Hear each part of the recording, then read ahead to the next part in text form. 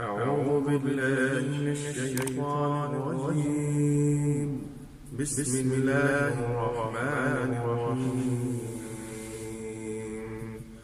إن الأبرار يشربون من كأس كان مزاجها كافورا عينا يشرب بها عباد الله يفجرونها تفجيرا يوفون بالنذر ويخافون يوما كان شره مستطيرا ويطعمون الطعام على حبه مسكينا ويتيما وأسيرا إنما نطعمكم لوجه الله لا نريد منكم جزاء ولا شكورا إنا نخاف من ربنا يوما عبوسا قمطريرا فوقاهم الله شر ذلك اليوم